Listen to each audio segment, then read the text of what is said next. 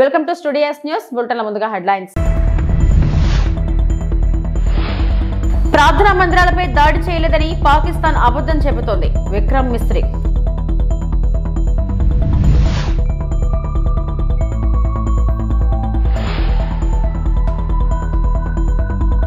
నా జీతం వారి సంక్షేమానికి పవన్ కళ్యాణ్ గొప్ప మనసు.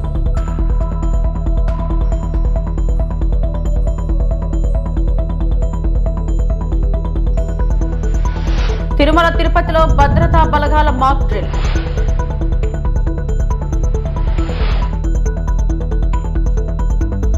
ప్రార్థనా మందిరాలపై దాడి చేయలేదని పాకిస్తాన్ అబద్ధం చెబుతుంది. కానీ పూంచ్లోని గురుద్వారాపై పాక్ దాడి చేసింది. దాడి చేయడమే కాకుండా విష ప్రచారానికి దిగింది. అమృత్సర్ మీద ఇండియన్ ఆర్మీ దాడి చేసిందని, కానీ తమపై భారత్ నింద వేస్తుందంటూ పాక్ ఆరోపణలు చేస్తుందన్నారు Vikram Mistry. Pakistani claims that they did not target or attack any religious places. You would recall that yesterday I shared with you an incident related to the attack on a Gurdwara in Poonch. Instead of owning up to these attacks, Pakistan made the preposterous and outrageous claim that it was the Indian Armed Forces and the Indian Air Force that was targeting cities like Amritsar and trying to put the blame on Pakistan. This is nothing but a desperate attempt by Pakistan to disown its acts of aggression, but it is also true to type in its effort to deceive and mislead the world. It will not succeed. Bharat మీద పాకిస్తాన్ దాడి చేయడానికి 400 డ్రోన్లు Turkey దేశం ఇచ్చింది. నిన్న అర్ధరాత్రి దేశంలోని 36 ప్రాంతాలపై 300 నుంచి 400 వరకు డ్రోన్లతో దాడి జరిగింది. ఈ డ్రోన్లు టర్కీ దేశం నుంచి వచ్చినట్లు దర్యాప్తులో తేలింది. Indian army kinetics, non kinetics సాధనాలతో ఈ డ్రోన్లను నాశనం చేసింది. అలాగే పాకిస్తాన్ మిసైల్ దాడి కూడా చేసింది. దాన్ని గుర్తించి నాశనం చేశామన్నారు కల్నల్ సోఫియా కురేషి. अंतर्राष्ट्रीय सीमा और नियंत्रण रेखा पर लेह से लेकर सरक्रीक तक 36 स्थानों पर 300 से 400 लगभग ड्रोनों का इस्तेमाल घुसपैठ का प्रयास करने के लिए किया गया. भारतीय सशस्त्र बलों ने काइनेटिक्स व नॉन काइनेटिक साधनों का उपयोग करके इनमें से कई ड्रोन्स को मार गिराया. इतने बड़े पैमाने पर हवाई घुसपैठों का संभावित उद्देश्य वायु रक्षा प्रणालियों का परीक्षण करना और खुफिया जानकारी इकट्ठा करना था. ड्रोन के मलबे की फोरेंसिक जांच की जा रही है. प्रारंभिक रिपोर्ट्स से पता चलता है कि वे तुर्की के असीस गार्ड सोंगर ड्रोन्स हैं. इसके उपरांत रात में पाकिस्तान के एक सशस्त्र यूएवी ने भटिंडा सैन्य स्टेशन को निशाना बनाने की कोशिश भी की, जिसे पकड़ा गया और उसे निष्क्रिय कर दिया गया. पाकिस्तानी हमले के जवाब में पाकिस्तान में 4 हवाई रक्षा स्थलों पर सशस्त्र ड्रोन्स लॉन्च किए गए. इनमें से एक ड्रोन एडी रडार को नष्ट करने में सक्षम रहा. ఏపీ డిప్యూటీ సీఎం జనసేన అధినేత పవన్ కళ్యాణ్ మరోసారి తన గొప్ప మనసును చాటుకున్నారు. తన వేతనం మొత్తాన్ని అనాథ బిడ్డల సంక్షేమానికి వినియోగించనున్నట్లు ప్రకటించారు.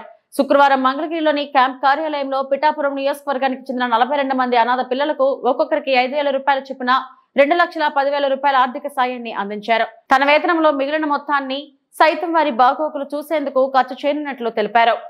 డిప్యూటీ సీఎం పదవి తీసుకున్నాక, బాధ్యతలు తీసుకున్నాక జీతాలు ఇవన్నీ తీసుకోకూడదని నిర్ణయించుకుంటే అసలు భారం అవ్వకూడదని. కానీ పరిస్థితి ఏమొచ్చిందంటే చాలా మిగతా వాళ్ళందరూ కూడా ఇబ్బంది అవుతుంది. అందువల్ల ప్రత్యేకించి నేను తీసుకొని అది ఎవరికి ఖర్చు పెట్టాలి అని అనుకుంటే, నాకు చదువుకుంటున్న మీకు, తల్లిదండ్రులు, కుటుంబం ఇవన్నీ దూరమైన మీకు, అది మీ భవిష్యత్తుకి ఏదైనా ఉంటే చాలా చాలా బాగుంటుంది అనేది నాకు అనిపించింది. దాని తగ్గట్టుగా అడుగు వేసాం.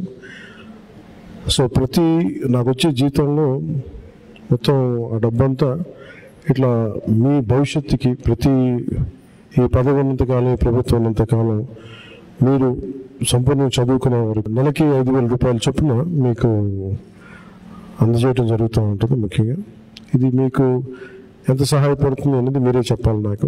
మన ఉన్నతాధికారులు అందరూ ఆలోచించారు. దీంట్లో ఎక్కడ కూడా ఒక కులం కానీ అనే దాంట్లో అన్ని కులాలు ఉన్నారు, అందరూ ఉన్నారు. ఒకరికి నేను ఒక్క కులానికి నేను మాట్లాడాలి ఆ మనస్తత్వం కూడా లేదు నాకు.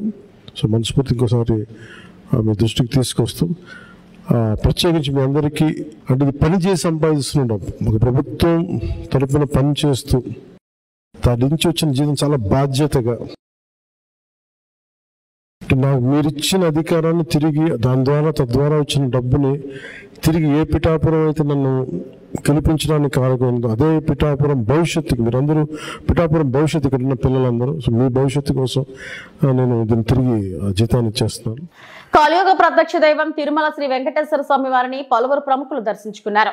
శనివారం ఉదయం ఏపీ విరామ సమయంలో ఎస్సీ ఎస్టీ జాతీయ కమిషన్ సభ్యులు దొడ్డపల్లి రామచంద్ర, ఎమ్మెల్యేలు బండారు సత్యనారాయణ, గాలి భానుప్రకాష్, ఆదిరెడ్డి శ్రీనివాస్, ప్రముఖ ఎంటర్టైన్మెంట్ యాంకర్ శ్రీముఖులు వేరువేరుగా స్వామివారిని దర్శించుకుని మొక్కులు చెల్లించుకున్నారు.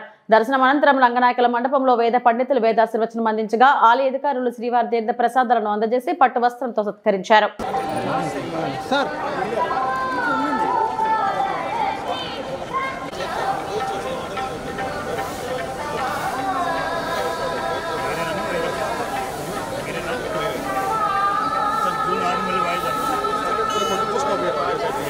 హైకోర్టు వేసాను క్యాష్ వేసాను మీకు హీరింగ్ అవసరం అది అందుకే క్యాష్ వేసాను హైకోర్టు పెండింగ్ ఉంది హైకోర్టు మనకి అదే అవసరం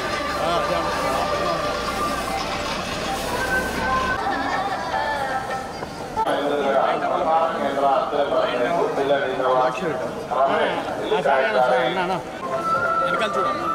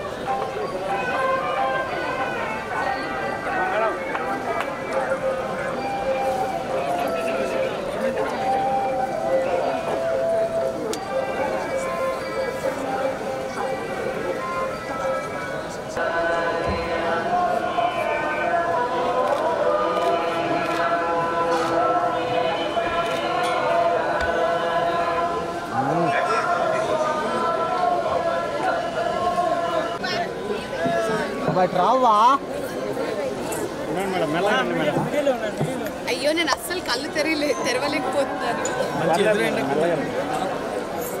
జాగ్రత్త అన్న, చూసుకోండి.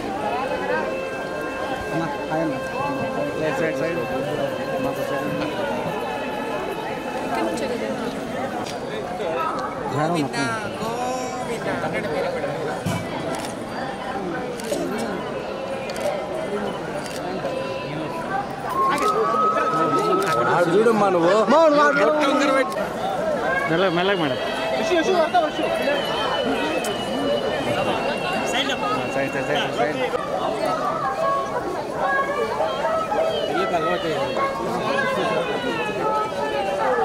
థ్యాంక్ యూ అండి. అందరూ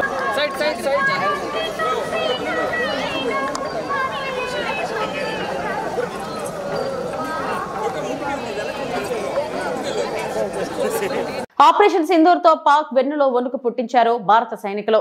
తిలకాన్ని కోల్పోయిన ఆడపడుచులకు పాక్ ఉగ్ర మూకల రక్తంతో నెత్తటి తిలకం దిద్ది ఆపరేషన్ సింధూర్ తో భారత్ సత్తాను చూపారు. దీంతో తోకముడిచిన పాక్ పలు ప్రాంతాల్లో కవ్వింపు చర్యకు పాల్పడుతుంది. గుంటనక్కల్లా దాక్కుని దొంగ దెబ్బ తీయాలనే ఆలోచన చేస్తే ధీటుగా ఎదుర్కొనే విధంగా తిరుమలలో సైతం మాక్ డ్రిల్ నిర్వహించారు. ఈ నేస్తంలో దేశంలోని పలు ప్రముఖ పుణ్యక్షేత్రాలను కేంద్ర రక్షణ శాఖ అప్రమత్తం చేసింది. మూడంచెల భద్రత కలిగిన టీటీడీలో ఎలాంటి అవాంఛనీయ సంఘటనలు రక్షణ దళాలు అప్రమత్తమయ్యాయి. టీటీడీ విజిలెన్స్ తో పాటు police, SPF, octopus, state intelligence అధికారులు తిరుమలను జల్లెడ పడుతున్నారు. ఆక్టోపస్, టీటీడీ విజిలెన్స్, పోలీస్ శాఖ సంయుక్తంగా మాక్ డ్రిల్ ను ఏకకాలంలో 3 ప్రాంతాల్లో నిర్వహించాయి. శ్రీవారి ఆలయం ముందు ఉన్న Akhilandam GNC toll gate, shopping complex వద్ద మాక్ డ్రిల్ నిర్వహించారు.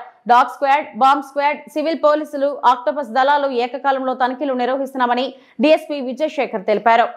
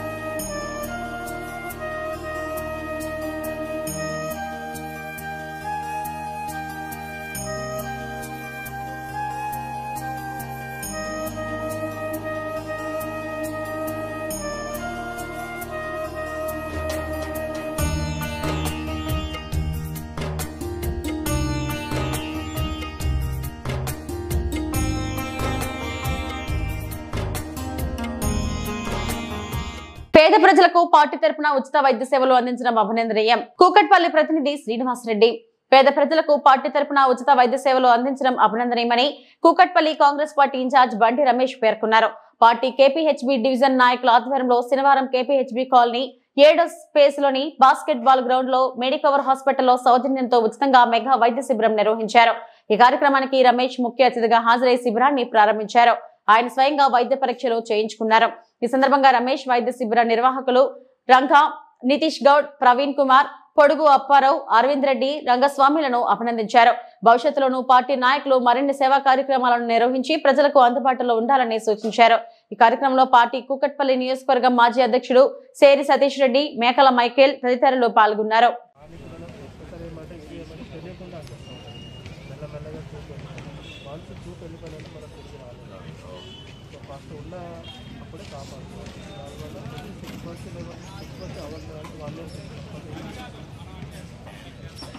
చెక్ అంటే ఏమేం చేస్తారు? చెక్ చేయించుకోవాలంటే ఏం చెక్ చేయాలి?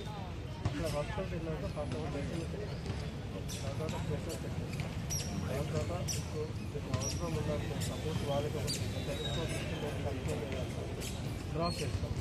డ్రాప్ చేసిన తర్వాత మాకు రిపోర్ట్స్ ఉంది కదా, స్ప్రెడ్ అవుతాయి. స్ప్రెడ్ అయిపోయిన తర్వాత ఇన్సైడ్ ఆఫ్ దానిలో ఏమైనా ప్రాబ్లం ఉంటుంది కదా, అప్పుడు రిపోర్ట్ మన మెడికవర్ మ్యాక్స్ ఒకసారి రాసి వస్తా. అభయాంజనేయ స్వామి ఆలయాన్ని దర్శించుకున్న బీజేపీ నాయకులు. కర్నూలు జిల్లా అధోనిపట్నంలోని అభయాంజనేయ స్వామి ఆలయాన్ని సందర్శించిన బీజేపీ నాయకులు నాగరాజ్ గౌడ్ మాట్లాడుతూ మన రక్షణ సిబ్బందికి శక్తి మరియు ధైర్యాన్ని ప్రసాదించమని, అలాగే మన ప్రియమైన ప్రధాని మోడీకి పాకిస్తాన్ మరియు అక్కడి తీవ్రవాదులను ఓడించే సరిగ్గా మార్గనిర్దేశం చేయడానికి అవసరమైన బలాన్ని ఇవ్వమని ప్రత్యేక పూజా కార్యక్రమాలను నిర్వహించడం జరిగింది. ఈ కార్యక్రమంలో assembly co convener Nagaraj Goud, Adoni central మండల అధ్యక్షుడు నాగార్జున, నాయకులు లోకేష్ కుమార్, వినోద్ కుమార్, చెన్నబసప్ప, భాగ్య, రాజ్ కుమార్ తదితరులు పాల్గొన్నారు. పాకిస్తాన్ హిందుస్థాన్ గా విభజన జరిగింది. అయితే ఆనాటి నుండి నేటి వరకు కూడా పాకిస్తాన్ అనేటువంటి మనం పంచిచ్చినటువంటి దేశం మన పైన దాడులు చేస్తూ అనేక సార్లు మన దేశంలో ఉండే అమాయకుల పైన దాడులు చేసి వాళ్ళ యొక్క ప్రాణాలను హరించడం జరిగింది. ఈ మధ్యన మనం చూసాం, పహల్గావ్లో జరిగినటువంటి దాడుల్లో కేవలం పురుషులను చంపుతూ మహిళలకు మీ ప్రధానమంత్రికి చెప్పుకోండి అని చెప్పనేటువంటి ధైర్యంతో మాట విడిచి మన దేశం పైన ఆధిపత్యం చలాయించారు. మరి దానికి ప్రతిదాదిగా మన భారతదేశం సైనికులు వారి యొక్క దేశంలోకి చొరబడి ఉగ్రవాదుల స్థావరాల్లో ధ్వంసం చేసి సుమారు 100 మందికి పైన తీవ్రవాదులకు ప్రాణాలు తీసినటువంటి దేశం భారతదేశం. ఎందుకంటే ఎంతో కాలంగా ఓపిక పట్టినటువంటి ఈ దేశం 140 మంది ప్రజల యొక్క ఆశయాలను, ధైర్యాన్ని సన్నగిలుతూ దాడులు చేస్తూనే ఉన్నారు. మరి ఈ దాడులను ఇలాగే ప్రోత్సహిస్తే ఈ దేశంలో మనం ఎలా బ్రతకాలనేటువంటిది మనకు ఒక ప్రశ్న. మరి ఈరోజు ప్రధానమంత్రి గారు, అలాగే మన అజిత్ దోవల్ గారు, రక్షణ శాఖ మంత్రి రాజ్నాథ్ సింగ్ గారు, మరి అలాగే హోమ్ మినిస్టర్ అమిత్ షా గారు ఈ దేశ ప్రజలందరి నిర్ణయంతో అఖిలపక్షం ఏర్పాటు చేసి అన్ని రాజకీయ పార్టీలకు ఆమోదయోగ్యంగా ఈ దేశం పైన జరుగుతున్న దాడులను ఖండిద్దాం, మరి ఎదుటి దేశానికి మనమేంటో సత్తా చూపిద్దామని చెప్పని ముందడుగు వేసినటువంటి సైనికులకు ఈరోజు యావత్ భారతదేశ ప్రజలందరికీ కూడా వెన్నుదన్నుగా ఉండాలని చెప్పని భారతీయ జనతా పార్టీ కేంద్ర పార్టీ పిలుపు మేరకు ఇక్కడ వారి యొక్క సైనికుల యొక్క దీనిపైన అర్చన చేయిస్తూ భారతీయ జనతా పార్టీ యొక్క యూనిట్ని ఈరోజు ఈ యొక్క కార్యక్రమాన్ని ఏర్పాటు చేయడం జరిగింది. మరి ప్రతి జవానికి కూడా భారతీయ జనతా పార్టీ తరఫున అయితేనేమి, ఈ దేశ ప్రజల తరఫున అయితేనేమి మేమందరం కూడా మీ వెన్నంటి ఉన్నాం, మీరు ముందు ఉండండి, మాకోసం మీరు ప్రాణత్యాగాలు చేస్తున్నారు, మీ ప్రాణత్యాగాలు వృధా పోదు, మీ యొక్క సంకల్పం భారతదేశ రక్షణ అనేటువంటిది మాకు అర్థమవుతుంది. కనుక మీరు కూడా సురక్షితంగా ఉండాలని చెప్పని, ఈ దేశం సుభిక్షంగా ఉండాలని చెప్పని ఈ అర్చన కార్యక్రమం చేశాం. ఈ యొక్క కార్యక్రమంలో పాల్గొన్నటువంటి ప్రతి ఒక్క కార్యకర్తకు పేరు పేరున Bharatiya Janata party central committee తరఫున ధన్యవాదాలు తెలియజేసుకుంటూ సెలవు తీసుకున్నాను. నా పేరు లోకేష్ కుమార్, సీనియర్ న్యాయవాది, ఆదోని, భారతీయ జనతా పార్టీ రాష్ట్ర కౌన్సిల్ సభ్యుడు. సాక్షి ఎడిటర్ ధనంజయ రెడ్డి అరెస్టుకి నిరసనగా పాత్రికేయుల ధర్నా. కాకినాడ జిల్లా కాకినాడ పట్టణంలో సాక్షి ఎడిటర్ ధనంజయ రెడ్డి నివాసంలో ఎలాంటి సెర్చ్ వారెంట్లు లేకుండా పోలీసులు తనిఖీలు చేయడాన్ని నిరసిస్తూ గురువారం కాకినాడలో పెద్ద ఎత్తున పాత్రికేయుల ఆందోళన నిర్వహించారు. AP UWJ print and electronic media జిల్లా అధ్యక్షులు అంజిబాబు, సాంబశివరావుల ఆధ్వర్యంలో కలెక్టరేట్ వద్ద ధర్నా నిర్వహించారు.